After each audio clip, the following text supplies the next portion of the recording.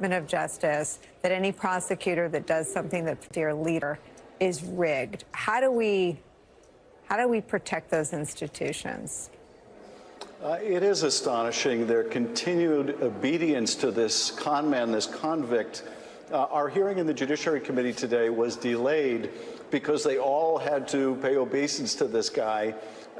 And I was with them on January 6th. I was on the House floor as these rioters were breaking into the building, beating police officers, breaking glass to get into the House chamber. I walked out of that chamber with a Republican who had ripped a wooden post out of the ground. It still had the hand sanitizer dispenser on the top, and he was going to use it as a club to defend himself. And now they are rallying to his side. It really takes your breath away. And they're not only willing to rally to his side, but as you point out, they're willing to pull down the whole House of Justice along with them. They're willing to attack not just the Manhattan District Attorney, but any prosecution anywhere of their beloved leader. It really is not only extraordinarily dangerous to the country because they're breeding such disrespect for the law, for our democracy, but it is, such a proof of the fact that the only concept they really hold dear, the only quality, the only attribute they really cherish is power, and they're prepared to do anything to get it. And I think it has to come as quite a revelation to Donald Trump that they are so weak, because the message they're sending to him is whatever he does, no matter how destructive, how violent it may be, they will still have his back because they are too scared to do otherwise.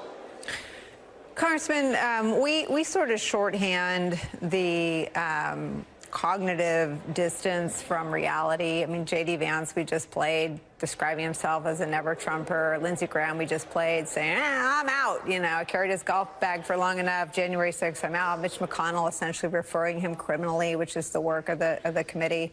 And they fall into line. We describe it as Earth 1 and Earth 2, but I wonder if that's inadequate.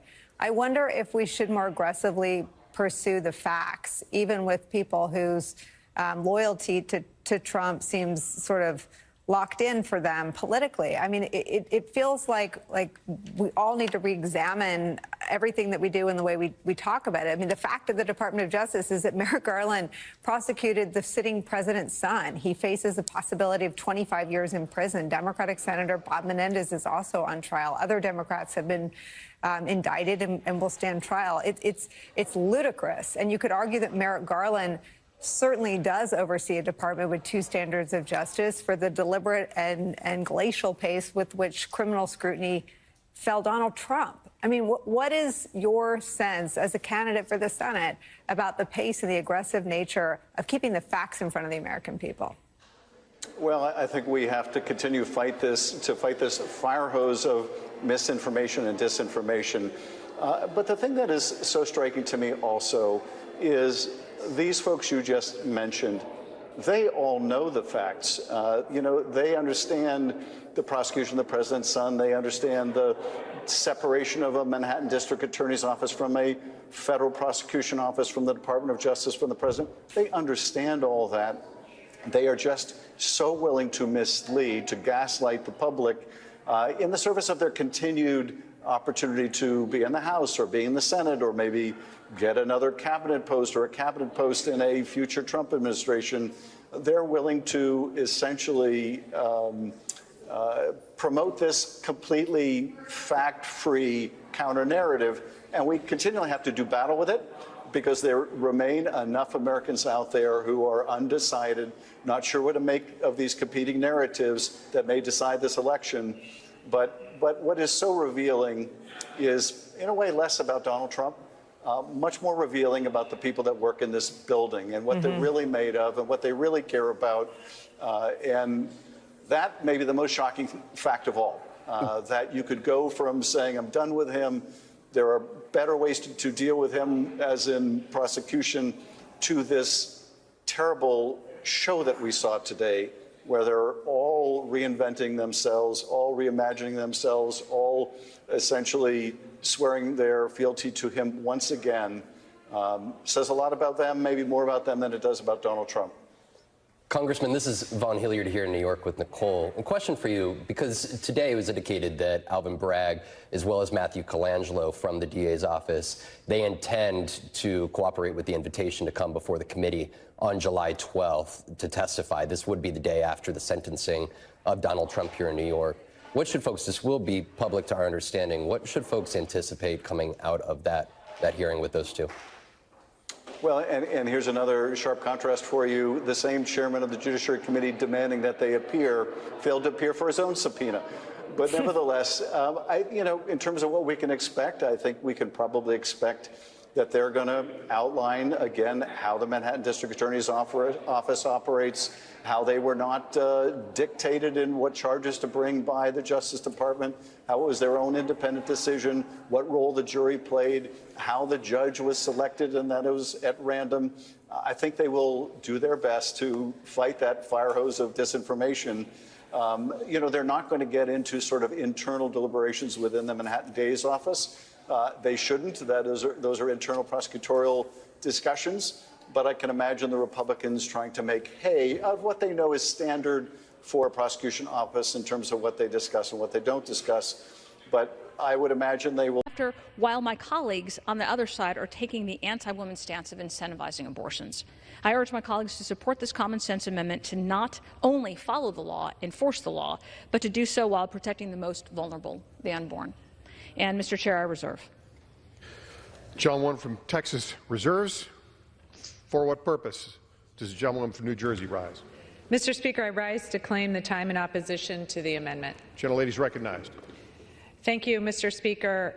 I'm now honored to yield 1 minute to my friend and partner in this fight, the ranking member of the House Armed Services Quality of Life Panel, Representative Houlihan. Gentlelady is recognized. Thank you, Representative Sherrill. And Mr. Speaker, it truly saddens me to be here yet again having the same conversation we had last year, yet again standing before this chamber as a woman, yet again a woman who has actually served and actually worn a uniform and actually was a mother in uniform. Here I am yet again defending our servicewomen and men's members' right to seek the medical care that they need when they're serving our country. I'm sick and tired of members who have never served telling service members, the same service members that they are proud to publicly express their purported support for, that they don't deserve the financial or otherwise freedom to seek the medical care that they and their family members deserve and need when they need it. And on this vote, the yeas are 48, the nays are 47. 3/5 of the senators duly chosen and sworn not having voted in the affirmative, the motion is not agreed to. Madam. Three different moments which for me sum up the madness of this Thursday the 13th. Jake Tapper, just this ongoing story of Clarence Thomas and co. How long is that going to continue? Rob Garcia, you've got to hear what he has to say. He finishes so strong. And we will start with just the madness of this vote. What's happened to the Republican Party? They've lost the plot. Women are dying. Right now. Today. In America. Blocked from emergency rooms because Republican laws banning abortion make women and their doctors into criminals. Laws that ban abortion even in cases of rape, incest, or the life of the mother. The Republican candidate brags he ended Roe v. Wade. For 54 years, they were trying to get Roe v. Wade terminated, and I did it, and I'm proud to have done it. Republican leaders brag about how they'll pass a national ban. The states where Republicans are in power keep making things worse. They want to ban IVF, ban birth control, take away women's right to travel, and monitor their most intimate, private information. No matter where you stand on abortion, no one wants women to die. So why do Republicans act like that's exactly what they want? On this vote, the yeas are 48, the nays are 47. 3/5 of the senators duly chosen and sworn not having voted in the affirmative, the motion is not agreed to. We can document and celebrate drag shows on military bases, and they've been celebrated since the 1800s and through both world wars. The USO and Red Cross hosted drag shows during World War II. The army that defeated Hitler and saved the world included drag queens.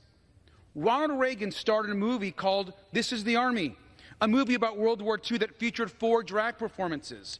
And he's not the only Republican president who knew that drag can be fun and sometimes silly. Mr. Speaker, drag is art drag is culture and drag is a form of comedy.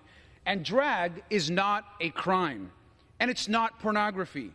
Now, in addition to that news, breaking right now, Senator Dick Durbin of Illinois, the chairman of the Senate Judiciary Committee, a Democrat, is now claiming that Justice Clarence Thomas took several additional free trips on the private plane of GOP megadonor Harlan Crow.